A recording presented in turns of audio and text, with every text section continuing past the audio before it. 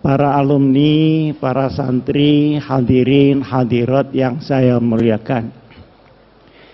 Saya ini merasa digelangsar oleh Kiai Hasan Abdullah. Kemarin saya sudah ngisi, kok sekarang disuruh ngisi lagi. Tapi karena tawaduk kepada sohibul ma'had ini, maka saya datang.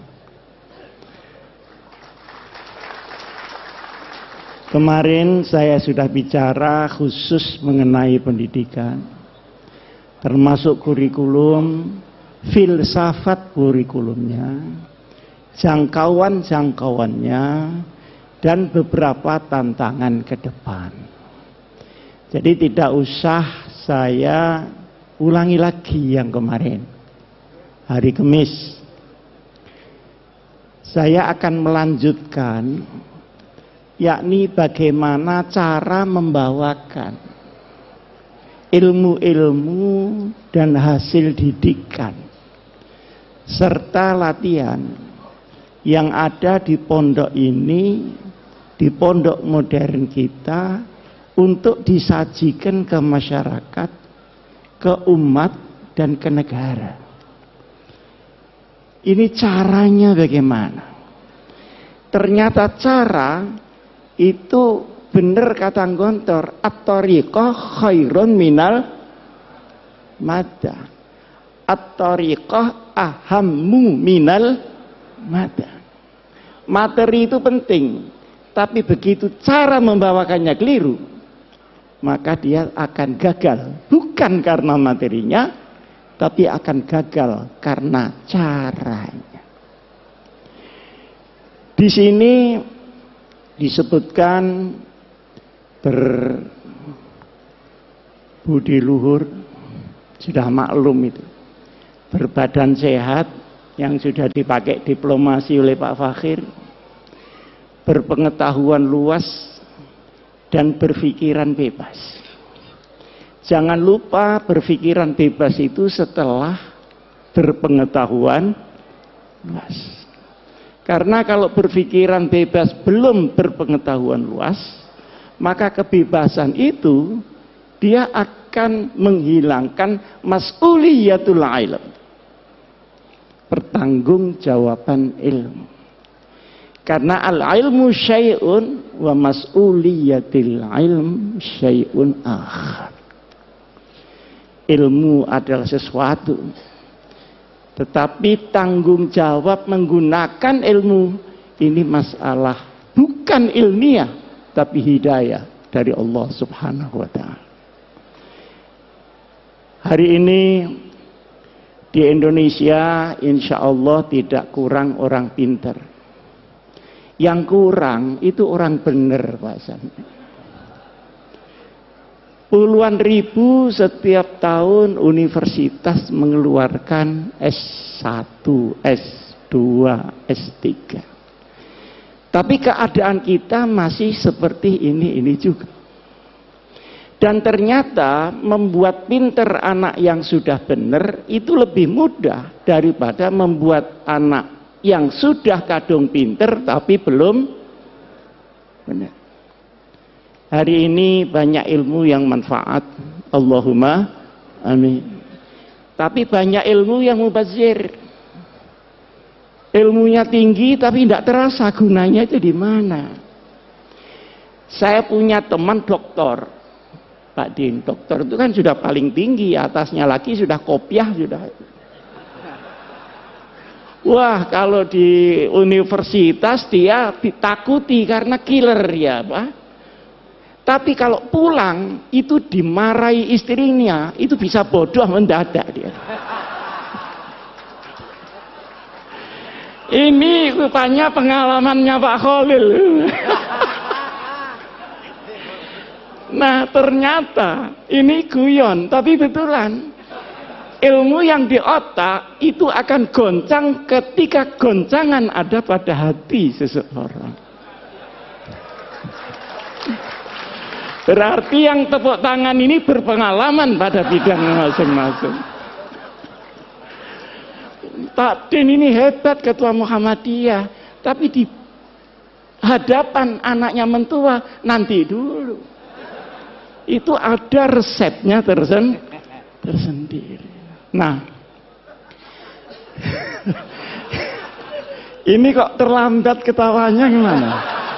Apa bahasa Indonesianya kurang paham kira-kira? Para hadirin hadirat yang saya muliakan. Dan ada juga orang punya ilmu tapi dia berbuat jahat dengan ilmunya. Banyak hakim diadili. Ada jaksa kok dituntut. Ada polisi kok disidik. Lu ada hansip itu ditangkap. Ada satpam diamankan. Pasti bukan karena ilmu, tapi karena mas'uliyatul ilm. Nah, Dinggonter ini diberi mas'uliyah dan diberi ilmu. Tetapi ilmu yang diberikan itu berkali-kali disampaikan oleh Pak Zar, oleh Pak Sahal. Kamu pulang saya hanya bekali kuncinya ilmu.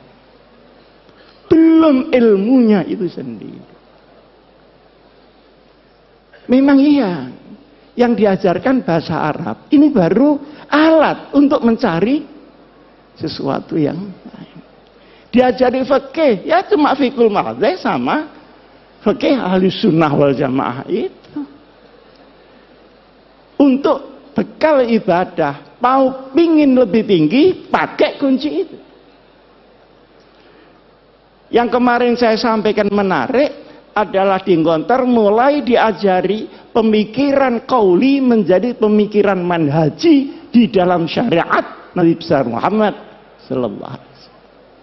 Itu juga kunci untuk kamu membuka sekian banyak hal-hal yang berserakan di dunia ini.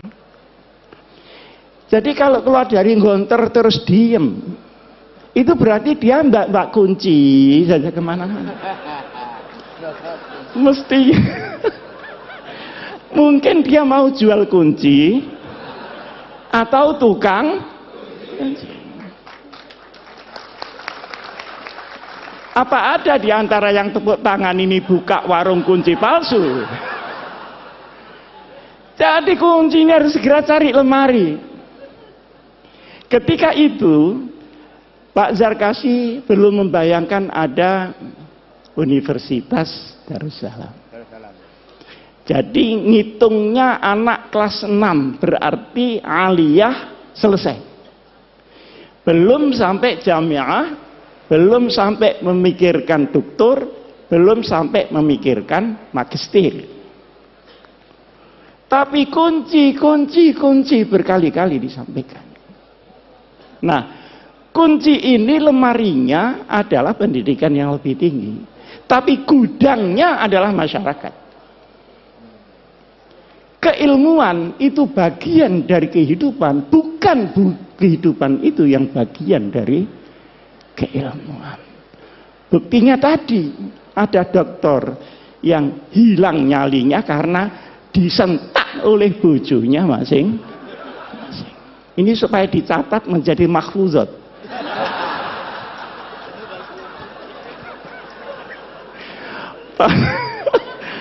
Para hadirin hadirat yang saya muliakan, saya hanya sekarang bicara kunci ini harus dibawa kemana. Pertama, mencari ilmu yang tersimpan dan baru bisa dibuka dengan kunci. Silakan mau ngambil takhasus kemana, kuliah di mana, jamiah di mana, monggo. Nah, tetapi dari sekian banyak referensi yang dibuka oleh anak gontor yang sudah membawa kunci, hendaknya diuji kebenarannya di dalam perkembangan masyarakat itu. Masyarakat adalah alat uji yang paling muktabar di dalam pengembangan keilmuan itu. Jangan marah-marah kepada masyarakat karena ilmunya tidak dimengerti oleh masyarakat. Saya kan termasuk anggota ITSMI, anggota bagian wingking, bagian belakang. Saya ingin menyampaikan, ini orang pinter-pinter. Jangan ngelupuk podo pintere. Tetapi turunlah, kumpulkan orang bodoh-bodoh itu supaya pinter. Kak ngelumpuk podo pinter nih, yang pinter rumangsa kepinteran, yang bodoh ya ndak ngreken wong iku pinter-pintermu. Oke. Nah, ini yang dimaksud oleh Trimurti menurut pandangan saya, segera menyelam di masyarakat untuk menguji kecanggihan daripada ilmu kita masing-masing. Nah, masyarakat kita sekarang ini berbeda dengan masyarakat pada waktu masih sugengnya Trimurti. Pada waktu saya masih mondok di sini, keadaan masyarakat itu sederhana. Orang Islam itu cuma dua, kalau ndak NU ya Muhammadiyah, sudah ndak ada lain-lain lagi. Ini mau besanan saja takut tidak mendapat barokah dari masing-masing pemimpinnya. Selisih sedikit ribut. Yang satu kunut, yang satu tidak kunut, ribut. Padahal di kitabnya orang NU ada kunutnya dan ada tidak kunut. Tapi karena dia terkooptasi oleh golongan, ribut. Kalau tidak kunut itu begini-begini. Alhamdulillah sekarang ini sudah tidak ribut karena sudah tidak salat subuh.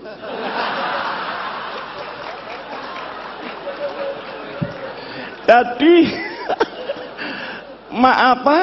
problemnya sudah kelewat.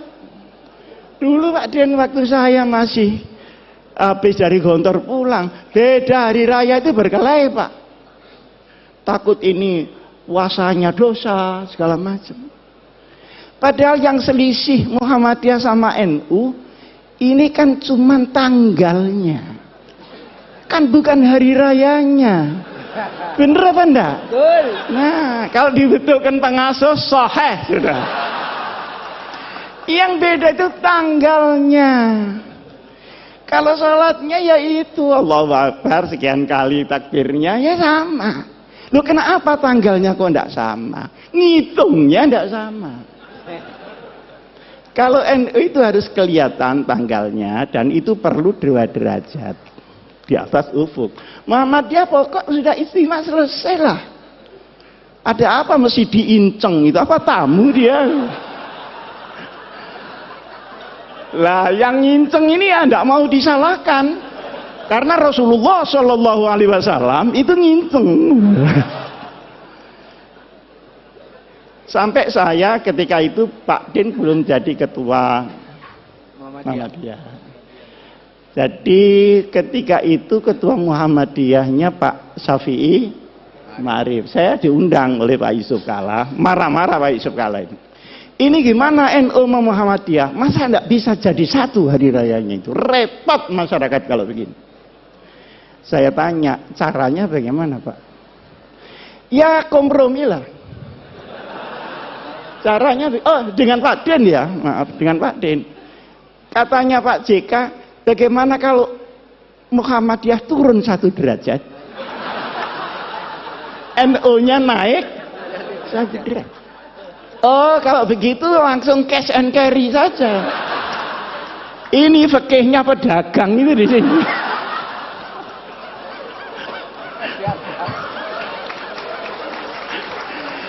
Kok disuruh naik turun? Saya bilang enggak bisa Pak itu. Lalu terus yang bisa bagaimana? Yang bisa pengertian seluruh umat Islam bahwa perbedaan itu terbuka memang ada.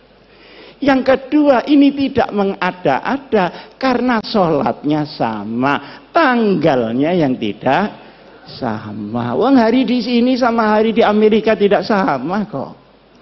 Kita berangkat dari Jepang, dari Narita itu ya Pak Akhir, itu Jumat sore, sampai di California itu Jumat pagi.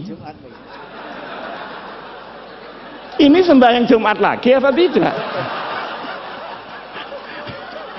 Kalau sembahyang Jumat pagi kok sregep banget gitu loh.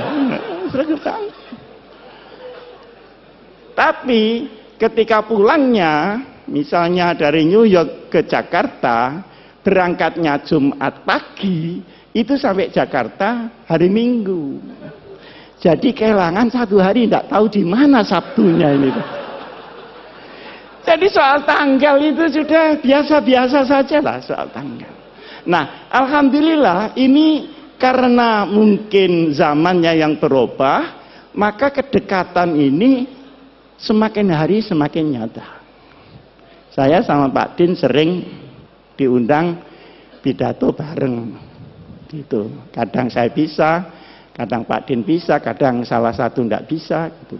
Tapi lebih sering saya diundang Muhammadiyah daripada Pak Din diundang NU. Hah? Padahal ini mantan NU nih. Kenapa dia pindah? Karena tidak kerasan saja sama orang NU. Bukan karena teori yang tinggi-tinggi gitu. Ini orang NU kok kumuh banget. Cuman itu sekitar itu saja. Nah, masalahnya adalah sekalipun NU Muhammadiyah ini berbeda di dalam furu, bahkan Ibnul Furu ya, tetapi wawasan keumatannya sama, wawasan kenegaraannya sama. Karena Hadratus Syekh Kiai Hasyim Asy'ari ikut mendirikan republik, Kiai Ahmad Dahlan ikut mendirikan republik. Pahlawan nasional ada di dua belah pihak. Tahu jerih payahnya bagaimana membawa Islam di tengah kebinekaan yang luar biasa itu. Maka sabar. NU sama Muhammadiyah itu sabar. Cuman NU itu sama Muhammadiyah menurut saya itu sepasang sandal. Jadi kalau dipakai semua. Kalau tidak ya sekalian tidak semua. Jangan dipakai yang kanan, yang kiri tidak dipakai. Nah ini kira orang stres itu. Orang NU suruh bikin universitas rapi seperti Muhammadiyah. Sulit Pak. Tapi rahasia, jangan ngomong-ngomong orang. Tapi orang Muhammadiyah suruh ngurusi orang macul yang sehari-hari tidak ngerti apa-apa. Sehingga dia musyrik menjadi muslim. Enggak sabar juga Pak.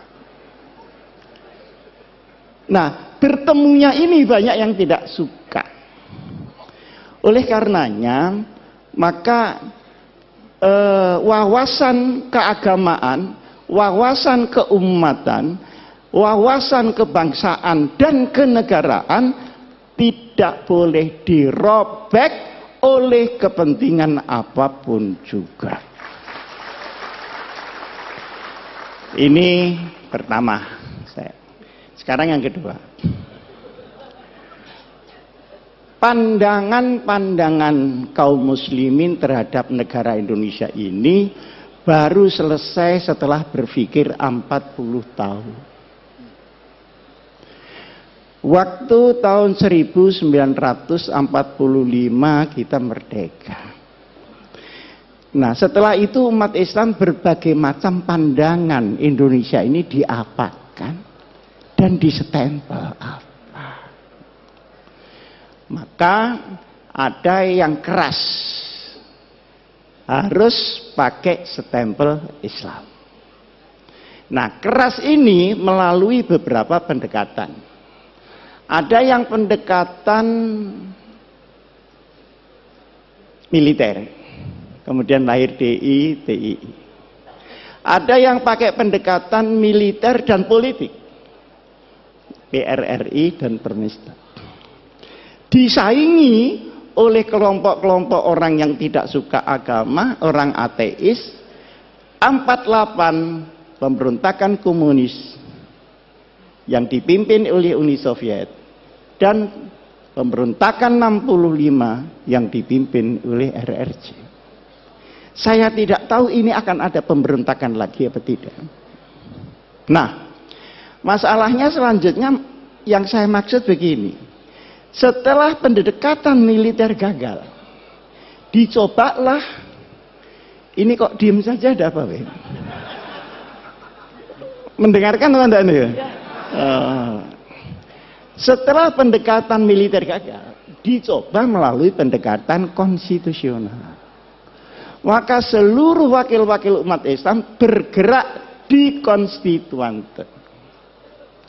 Bagaimana supaya negara ini ditetapkan berdasarkan apa? Bentuknya seperti apa? Ada yang minta Pancasila tetap, ada yang minta Islam, dan ada yang minta sosiodemokrasi. Ribet di situ, tidak putus. Artinya dengan pendekatan politik pun juga mentok. Karena ini mentok dan tidak bisa berhasil, maka diambil alih oleh Bung Karno tahun 59 kembali ke Undang-Undang Dasar 45. Nah, setelah kembali ke Undang-Undang Dasar 45 ini, kemudian tahun 55 kemarin ada pemilu, tetapi kemudian tidak menghasilkan apa-apa, baru ada pemilu lagi tahun 71. Tahun 71 orang Islam semua jadi satu, Pak. Yang Pak Idham, yang Pak Muhammad Nasir, yang Pak Kasman Singotimojo, yang Pak Nurholis Majid, yang Gus Dur, semua bersatu membela satu partai bersama, namanya Partai Persatuan. Sampai dengan tahun 82 berhasil utuh, tapi setelah itu mulai retak-retak. Maka sekarang P3 yang dulu dimodali dengan darah dan air mata, per hari ini masih layamutu wala ya. Mudah-mudahan qad aflaha man tazakka. Nah, ini perjalanan. Dari sini ulama-ulama itu berpikir, ini kenapa ya? Di sini kok enggak pas. Ternyata kesimpulannya, Islam di Indonesia seperti tadi yang disampaikan oleh Pak Fakhir itu benar. Islam dalam peradaban belum tentu Islam dalam formalistik. Di sini masalah yang timbul. Nah, akhirnya ketika diformalkan menjadi banyak tentangan dari kelompok umat Islam sendiri. Disinilah maka kemudian dikaji sampai dengan tahun 1983. Berkumpullah ulama-ulama ketika itu di Jawa Timur dan tempatnya di Sukoharjo, di pondoknya Kiai As'ad, ngumpul semua. Cari jalan supaya selamat, sudah tidak ada goncangan-goncangan lagi, ini bagaimana? Akhirnya ditetapkanlah bahwa untuk urusan ideologi negara ditetapkan oleh mayoritas bangsa yang namanya Pancasila, kemudian akidah kita tetap Islam sesuai dengan keyakinan kepada Allah Subhanahu wa ta'ala. Ini baru selesai tahun 84. Pendekarnya ketika itu mungkin banyak orang tidak tahu. Pendekarnya adalah seorang ulama namanya Kiai Haji Ahmad Siddiq. Beliau putra dari Kiai Siddiq. Kiai Siddiq itu asal dari Lasem. Kemudian karena kalah berdebat nahwu, malu pindah ke Jember. Jadi dulu berdebat kalah itu malu. Nah sekarang sudah kalah berkali-kali, alhamdulillah tidak ada malunya sama sekali. Pergi ke Jember. Saya tahun 83, ini belum pernah saya ceritakan di sini. Tapi mumpung ini ada waktu dan saya juga sudah menjelang tua, ada perlunya saya sampaikan. Saya tanya beliau, Kiai, ini penempatan negara dengan ideologi sendiri dan Islam sebagai umat Islam ini politis apa ijtihadi? Jawabnya beliau, ini ijtihadi, bukan politis, dan silahkan pakai untuk selamanya. Nah, karena saya tidak puas, saya tanya, dasarnya apa Kiai? Kemarin saya sudah menyampaikan ke Pak Hasan, kalau setelah saya di kantor itu memang ngaji pindah-pindah begitu, sana 3 bulan, sana 3 bulan, termasuk ngaji di Kiai Ahmad Siddiq. Dibukakanlah oleh Kiai Ahmad Siddiq Mitsaqul Madinah, perjanjian Madinah. Iki sim bahasa Jawa. Iki si sadurunge kowe takon wocon dhisik iki. Mitsaqul Madinah. Pada tahun kedua dari hijrah Nabi besar Muhammad sallallahu alaihi wasallam. Nah, setelah saya baca, ya saya bisa lah baca, wong lulusan konter masa enggak bisa bahasa Arab. Bisa saya baca. Komentar saya, subhanallah, ini adalah piagam yang paling orisinil untuk demokrasi dan kemanusiaan. The original conception about humanity and democracy. Luar biasa ini. Ketika itu saya membaca, tidak saya apalkan karena memang bukan mahfudot, tapi saya masih ingat poin-poinnya. Poin yang pertama, ukhuwah bainal muslimin. Oh, kenapa ya kok tidak ukhuwah Islamiyah ya? Ternyata kalau Islamiyah itu mesti ukhuwah Pak Fakir. Yang ruwet ini kan musliminnya.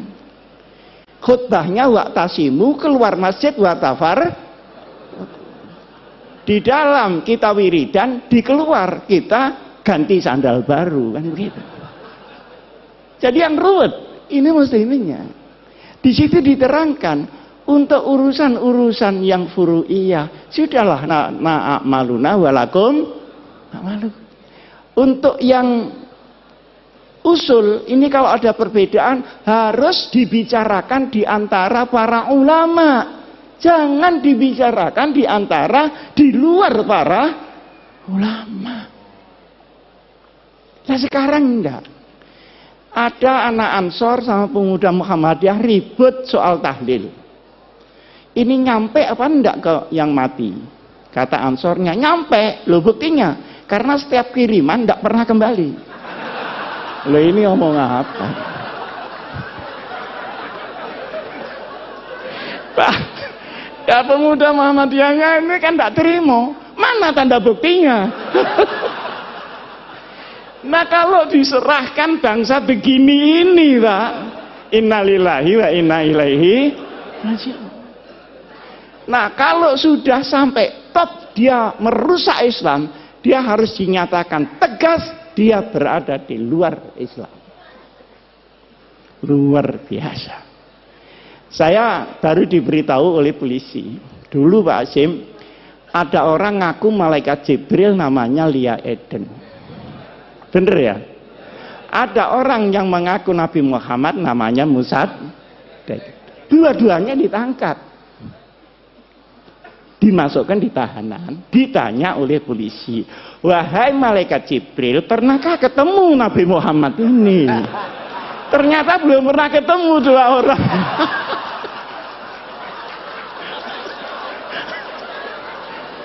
Lah kalau sudah sampai ini Pak, ya sudah, harus tegas, tidak usah ragu-ragu. Saya juga menyampaikan sama Al-Mukarram, Bapak Menteri Agama, sudah jangan ragu, katakan itu bukan Islam. Kenapa ragu? Tapi ini jangan cuma ditepuk tangan itu. Maksud saya, yang lain-lain itu ikut mendorong lah. Supaya ada pride. Karena yang menghadang pun juga sangat banyak. Yang kedua, ukhuwah bainal adyan. Mana yang bisa dikerjasamakan dengan luar Islam, mana yang tidak. Itu jelas sekali. Sehingga rahmatan lil alamin memang melampaui rahmatan lil muslimin. Urusan yang tidak syariah sudah, bikin got bareng, bangunan, tidak apa-apa. Tapi kalau urusan yang syara, yang akidah, ya lakum dinukum, itu ada tuntunannya, Pak. Dan itu disusun langsung Rasulullah Shallallahu Alaihi Wasallam.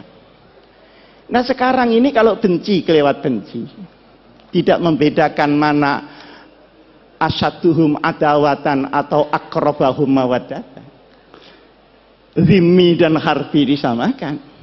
Tapi kalau sudah kadung kepingin demokrasi, tahlilan di gereja, itu kurang tempat apa bagaimana?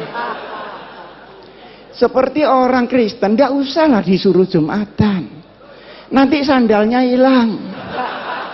Saya kan sering dicemooh sama orang Kristen. Gimana orang Islam itu?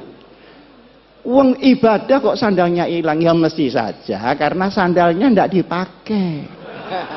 Nah sampeyan sepatunya dipakai. Jadi yang hilang ya tidak sepatunya, sepeda motornya yang di luar itu yang hilang. Jadi yang seperti disampaikan oleh Pak Din tadi sajalah al-hanifiyatus samkhah, itu pas sudah itu. Ini jangan diumek-umek lagi gitu maksud saya. Nah, kemudian yang menarik lagi, untuk kabilah-kabilah di luar hukum syariat dipersilahkan untuk menggunakan kebiasaannya masing-masing. Ini saya belajar usul fikih di sini juga begitu Pak Hasan. Mabhadi awaliyah itu belum mabhadi akhiriyah loh. Masih mabhadi awaliyah, tetap kunci. Nah itu digawa diintil-intil tak garut apa-apa kunci. Bab mabade awaliyah. Di situ kan ada al-ahdah muhakkamah. Tapi yang muhakkamah yang bagaimana? Tentu yang tidak khilafis syar'i. Ma warada fi syar'i mutlaqan wala dhabita lahu wala fil lughah yurja'u ilal 'urf. Berarti ada status di dalam adat sepanjang dia menjadi al-urf yang tidak muta'arif. Ini kan sangat jelas. Nah sekarang ini semua diubah, yang lunak terlalu lunak, yang keras kekerasan. Semua yang lain dirinya dibilang kafir, masuk neraka. Neraka semua masuk neraka, surganya cuma dia aja. Lu kok tidak takut masuk surga sendirian? Yang arduhat samawatu wal gini-gini ini bagaimana? Nah, ada lagi yang kita merasa bahwa itu bukan Islam, seringkali ya, tetapi sesungguhnya itu pilar di dalam Islam, adalah kepastian hukum. Innallaha ya'murukum an tu'addul amanati ila ahliya. Tu'addul amanati ini untuk Pak Hidayat Nur Wahid, untuk politisi-politisi, supaya membawa amanat rakyat. Jangan 5 tahun sekali datang ke rakyat terus tidak tahu lagi, menunggu 5 tahun lagi. Ini yang tidak tepu, ini mesti pendaftar. Nah, kalau idza hakamtum, ingat bainan nas bukan bainal muslimin, antahkumu bil adl. Penegakan hukum Ini harus sama rata sama rasa. Nah, sekarang di Indonesia kan tidak. Hukum naik susah, ke bawah kena. Pajak naik sulit, turun gampang. Akhirnya yang kena yang kecil-kecil. Jadi kepastian hukum. Jadi inti dari hukum adalah al-adalah. Inti daripada politik adalah al-amanah. Kalau dua ini hilang, maka hukum akan menjadi cerita. Dan politik akan menjadi akumulasi kekuatan saja. Luar biasa, Pak. Di bawah ada lagi al-musawah bainal iqtisad. Keadilan ekonomi. Ini tidak sama rata sama rasa, tapi sama-sama merasakan. Beda kan? Sama-sama merasakan. Kalau tadi biar anak saya Fatimah Sarakot lakotok tuh, ya dah. Kalau ini enggak. Masa tukang ban minta rezeki sama dengan pabrik ban? Kan enggak mungkin. Tapi semua kebagian, halalan, thayyiban, mubarakan. Orang sedikit bisa bahagia, dapat banyak bisa bahagia, dapat sedikit bisa menjadi pencuri, dapat banyak pun bisa menjadi rampok di mana-mana. Yang habiskan uang negara itu bukan orang miskin, Pak. Orang yang sudah Masya Allah kayanya. Nah, di sini pun adalah ketentuan yang harus ada di sebuah negeri, apapun bentuk negeri itu, kita ada orang sampai situ, kita harus perjuangkan ini.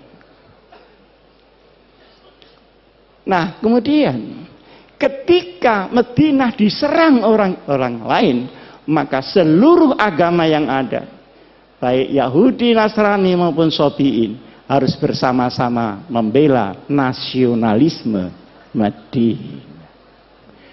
Coba, Pak. Ini kan Masya Allah. Dan ini bikinan Nabi Muhammad loh, bukan bikinan Muhammad belakangan ini, Pak. Ini Nabi Muhammad. Kekurangan kita adalah di dalam pemahaman daripada Islam, implementasinya sudah punya fikih, sudah punya dakwah, tapi kita sering melupakan sirah nabawiyah di dalam memimpin umat Muhammad Rasulullah Sallallahu Alaihi Wasallam. Karena sirah nabawiyah itu juga strategi implementatif yang real dari Rasulullah. Kapan Rasulullah dakwah diam-diam? Kapan terang-terangan? Kapan mengungsi? Kapan hijrah besar-besaran? Kapan dia menunggu? Dan kapan beliau membalas serangan? Semuanya ini harus kembali di dalam benak kita. Nah, sekarang ini para bapak yang saya muliakan, negeri yang tadi oleh para ulama diputuskan tahun 84 itu supaya diisi, jangan didekonstruksi. Kalau didekonstruksi, ruwet, habis waktu untuk mendekonstruksi, belum lagi mengisinya kembali. Lebih langsung dengan melakukan jurusan al-amru bil ma'ruf wan nahyu 'anil munkar. Seperti ada LGBT itu kok saya dengar yang teriak-teriak kok cuman saya, yang lain-lain ini gimana kok enggak teriak-teriak. Itu kan embrio supaya laki-laki kawin dengan laki-laki, perempuan kawin dengan perempuan, kan gitu maunya Pak Fakir. Kalau perempuan kawin dengan perempuan, saya nggak tahu lah karena saya nggak pernah jadi perempuan. Tapi kalau laki-laki kawin dengan laki-laki, itu mau olahraga atau mau kawin? Digempur saja. Saya juga ditanya pada Pak Hidayat, ini gimana gempur dari segala penjuru yang udkhulu min abwabin mutafarriqah. Jadi jangan menghilangkan amar ma'ruf, nahi mungkar, sekalipun kita tidak melakukan dekonstruksi di dalam bentuk tetapi kita harus selalu di dalam isi. Kadang-kadang kita menemui hadis Rasulullah Sallallahu Alaihi Wasallam. Al hikmatu dholatul mu'min iltaqataha aynama wajadah. Perkara yang hak itu milik orang Islam. Kalau tidak ada di tempat kamu, ada di tetangga, berarti itu milik kamu yang di sana. Ambil kembali. Jangan tetangganya dimaki-maki karena tetangga. Kalau bapak-bapak pergi ke Jepang, pergi ke Taiwan, pergi ke Korea, Masya Allah, perlindungan konsumen, perlindungan jual beli, kualitas. Nah ini ada saksinya Pak Fakhir, dilindungi oleh undang-undang. Jadi kalau kita ke Taiwan, kehilangan koper di bandara, pasti kembali. Karena mengembalikan itu biaya negara, dan tidak mengembalikan adalah kriminal. Loh, bukankah sepotong ini juga Islam? Seperti di Jepang, itu kalau ada toko malsu kualitas, langsung ditutup, Pak. Jadi wailun lil mutaffifin, itu kok jalan di sana, ndak jalan di sini. Sementara kita, ini kalau beli makanan, keliru terus, Pak. Buah-buahan katanya manis, tapi kecut. Saya beli di Jalan Surabaya, Pak Din, itu lampu. Lampu itu yang kuno, itu harganya mahal.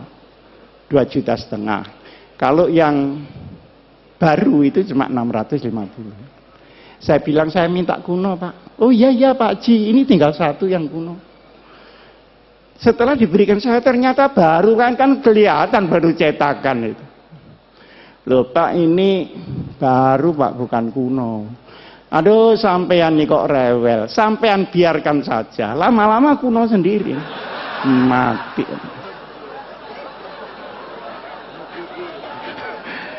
Itu namanya sekarang katanya mukidi. Ini lama-lama kuno sendiri. Wah, ini orang belum tahu siapa yang beli ini. Akhirnya saya bayar 650. Loh, takji kurang ini. Ya kurangnya nanti kalau sudah kuno.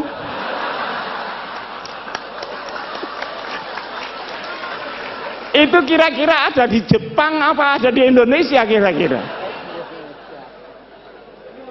Lah terus sepotong ini saja loh ya, bukan la ilaha illallahnya. Yang Islami yang mana? Akhirnya dia sadar, loh Bapak ini dari Sidoarjo, enggak, saya dari Malang. Malang mana? Itu kan ada Pondok Al-Hikam, itu pondok saya. Oh kalau begitu Bapak ini Pak Hasyim Muzadi ya? Kok enggak bilang dari tadi ya? Kan malu saya kalau begini. Jangan begitu, lain kali bilang Pak kalau Bapak ini Pak Hasyim Muzadi. Bagaimana, mudah-mudahan saya ini tidak kualat saya ini. Jadi dia takut Allah apa takut Hasyim Muzadi?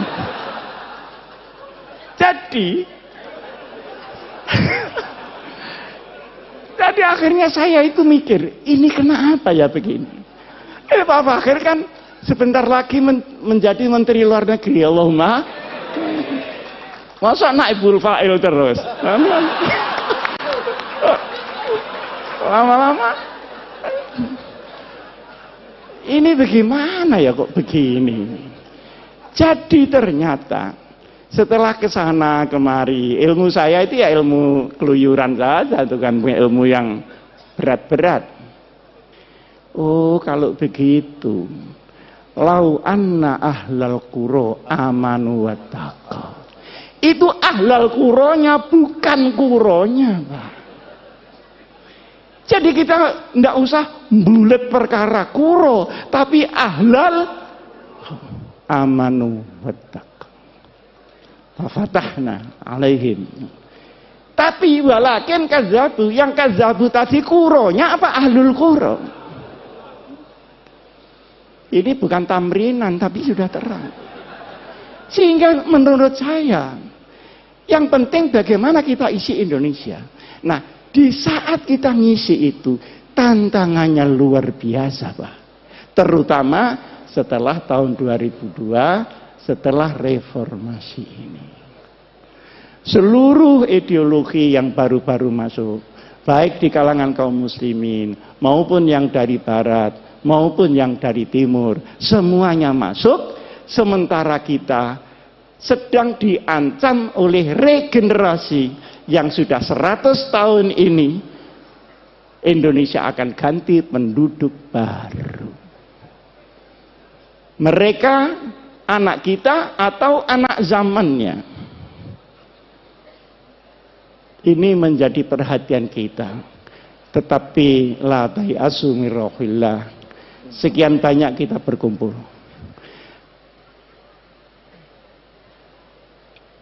Hum ya'lamuna kama ta'lamun wa tarjuna minallahi ma la yarjun. Oke, mari kita berjuang mengisi Indonesia ini. Berhadapan dengan yang merusak. Tetapi yakinlah kalau mereka sakit, kita pun sakit. Tapi kita punya Allah, mereka belum tentu mempunyai Allah Subhanahu wa taala. Aqulu qouli hadza wa astaghfirullah li wa lakum. Wassalamualaikum warahmatullahi